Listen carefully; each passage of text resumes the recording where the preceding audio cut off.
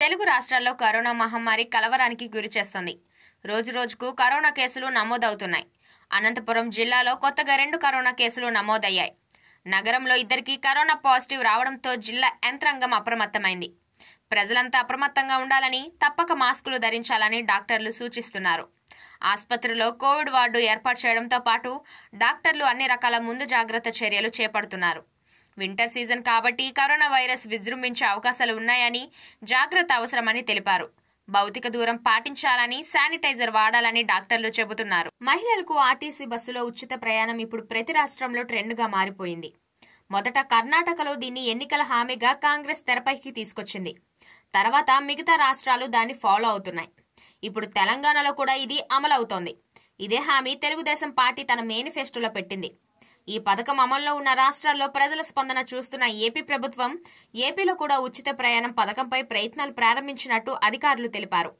CM Jagan ఆదేశాలతో వచ్చే సంక్రాంతి నుంచే దీన్ని అమలు చేసేందుకు సన్నాహాలు మొదలుపెట్టారు. ఆంధ్రప్రదేశ్లో ఎన్నికలు సమీపిస్తున్న వేళ సరైన అభ్యర్థుల కోసం సీఎం జగన్ ప్రణాళిక సిద్ధం చేసే దిశగా అడుగులు వేస్తున్నారు. త్వరలో జాబితా ప్రకటించేలా ముందుకెళ్తున్నారు. సుమారు 60 స్థానాలకు కొత్త అభ్యర్థులను ప్రకటించనున్నారు. ఇప్పటికే 11 స్థానాలకు ఇన్ఛార్జీలను మార్పు చేసిన వైసీపీ అధినేత మరిన్ని స్థానాలకు ఇన్ఛార్జీలను ప్రకటించే దిశగా ప్రయత్నాలు చేస్తున్నారు. పార్టీ రీజనల్ కోఆర్డినేటర్ల సమావేశంలో సీట్ల ప్రకటనపై కీలక నిర్ణయం తీసుకున్నారు. వైసీపీ అధినేత జగన్ వచ్చే ఎన్నికల కోసం అభ్యర్థుల ఎంపికపై పూర్తి స్థాయిలో దృష్టి పెట్టారు. వైఎస్ఆర్ కాంగ్రెస్ పార్టీలో సీట్ల విషయంలో మల్లగుల్లాలు పడుతున్న సమయంలో కీలక పరిణామం చోటు చేసుకుంది. టీమిండియా క్రికెటర్ అంబటి తిరుపతి రాయుడు వైసీపీలో చేరారు. తాడేపల్లిలోని ముఖ్యమంత్రి క్యాంపు కార్యాలయంలో వైఎస్ జగన్మోహన్ రెడ్డి సమక్షంలో వైసీపీలో చేరారు. సీఎం జగన్ ఆయనకు వైసీపీ కండువా కప్పి పార్టీలోకి ఆహ్వానించారు. ఈ కార్యక్రమంలో deputy CM Narayanaswamy, MP Mithun Reddy పాల్గొన్నారు. సెంచరీని వేదికగా జరిగిన తొలి టెస్టులో టీమిండియా సౌత్ ఆఫ్రికాతో ఘోర పరాజయాన్ని పొందింది.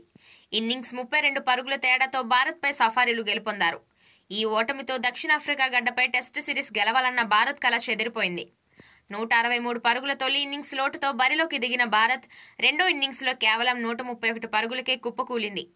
విరాట్ కోహ్లీ చేసిన 76 పరుగులు మినహా మిగిలిన బ్యాట్స్మెన్ పరుగులు చేయడంలో దారుణంగా విఫలమయ్యారు. అంతకుముందు దక్షిణాఫ్రికా తొలి ఇన్నింగ్స్లో 408 పరుగులు చేసింది. టీమిండియా తొలి ఇన్నింగ్స్లో 245 పరుగులకే పరిమితమై సఫారీలపై ఏమాత్రం ఆధిపత్యం చూపలేక ఓటమి పాలయ్యారు. వేతనాలు పెంచాలని వివిధ వర్గాలు సమ్మెకు దిగుతున్నాయి. ఇప్పటికే అంగన్వాడీ వర్కర్లు, పారిశుద్ధ్య కార్మికులు, కాంట్రాక్టు ఉద్యోగులు సమ్మె కొనసాగిస్తుండగా వైసీపీ ప్రభుత్వం నియమించిన వాలంటీర్లు సైతం సమ్మె బాట పట్టారు.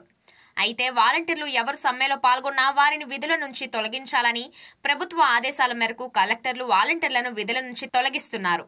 నిన్న అమలాపురంలో సమ్మెకు దిగిన 3 వాలంటీర్లను మున్సిపాలిటీ కమిషనర్ విధుల నుంచి తొలగించారు. గౌరవ వేతనాన్ని 18,000కు పెంచాలని డిమాండ్ చేస్తూ వాలంటీర్లు సమ్మెకు పిలుపునిచ్చారు. రామ్ గోపాల్ వర్మ గారికి పవన్ కళ్యాణ్ గారంటే ఎంత ఇష్టమో జగన్ గారంటే నాకు అంతకన్నా ఇష్టమని ప్రముఖ కొరియోగ్రాఫర్ జానీ మాస్టర్ అన్నారు. గురువారం ఆయన నెల్లూరు మీడియాతో మాట్లాడుతూ ఈ వ్యాఖ్యలు చేశారు.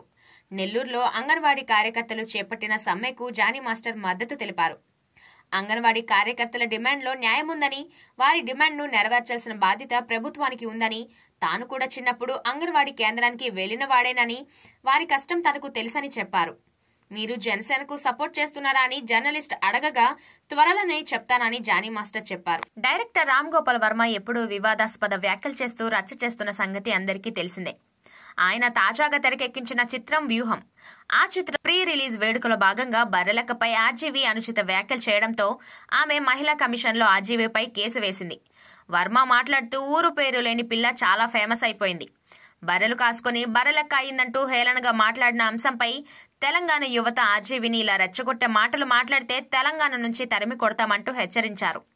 ఈ విషయంపైనే ఆర్జీవీపై మహిళా కమిషన్లో బర్రెలక్క తరపున లాయర్ కేసు నమోదు చేశారు. కొత్త సంవత్సర వేడుకల్లో భాగంగా నిర్వహించే music and dance festival Sunburn ఈ ఏడాది కూడా వివాదంలో చిక్కుకుంది. తాజాగా హైదరాబాద్లో ఈ ఫెస్టివల్ను నిర్వహించేందుకు ఏర్పాట్లు చేయగా దీనికి అనుమతులు తీసుకోకుండానే టిక్కెట్లు విక్రయించడంపై విచారణ చేపట్టాలని తెలంగాణ ముఖ్యమంత్రి రేవంత్ రెడ్డి అధికారులకు ఆదేశాలు జారీ చేశారు. దీంతో సన్ బర్న్ పార్టీకి టికెట్లు విక్రయిస్తున్న బుక్ మై షో ప్లాట్ఫామ్ ప్రతినిధులను హెచ్చరించినట్లు సైబరాబాద్ పోలీస్ కమిషనర్ అవినాష్ మహంతి మీడియాతో చెప్పారు. సన్బర్న్ ఫెస్టివల్ డ్రగ్ కల్చర్ను ప్రోత్సహిస్తోందని, యువతను డ్రగ్స్ వైపు ఆకర్షిస్తోందని కొన్ని రైట్ వింగ్ సంస్థలు ఆరోపిస్తుండగా సీఎం రేవంత్ రెడ్డి ఈ నిర్ణయం తీసుకున్నారు.